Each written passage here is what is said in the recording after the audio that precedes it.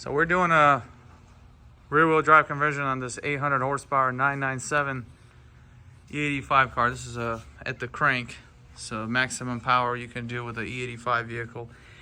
And what we're doing is we're changing the four-wheel drive system to a two-wheel drive. And some of you might think, well, why would you want to do that with such a high horsepower application vehicle? As obviously you can see the axles are all busted and we have to remove them.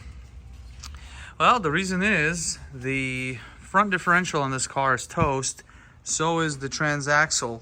So what's happening is it's not syncing properly with the Tiptronic Mercedes transmission. The gearing in here is pretty much ruined. As you could, there's actually excessive play.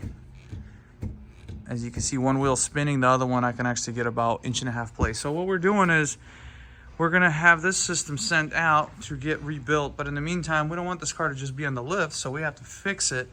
So the way to do it is we're gonna install the kit to replicate axle spin into the front suspension. So basically this car will turn into a GT2. He's gonna run some really nice sticky tires, such as like Toyo triple R8s, proxies, something that will hold this car, and it'll be just fine. In the meantime, till we get the part back, we will actually have this part shipped out to get rebuilt because the gearing in here broke.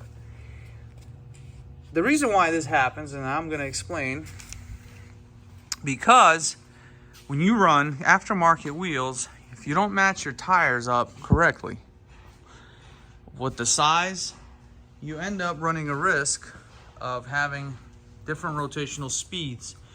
And when you have a four-wheel drive system, this will damage your front diff to rear diff transaxle system, because now they're spinning at different speeds, and the front diff is actually going to try to correct itself because of the electronics built into the whole traction control system, and it'll eventually wear itself to death. And this is what happened with this vehicle. Now, currently, the setup is correct, but previously, whoever had this car previous to this customer, they destroyed it by installing the wrong size tires. These are 20-inch wheels, and there's a certain size that you have to install.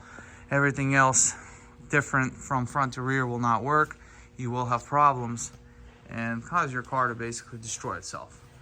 So when you're doing aftermarket wheels, keep that in mind. Have some shop that actually works on Porsches, that knows Porsches. We're a specialty shop in 911 turbo cars. We do a lot of them. This is kind of our biggest thing. Also GT2s, GT3s.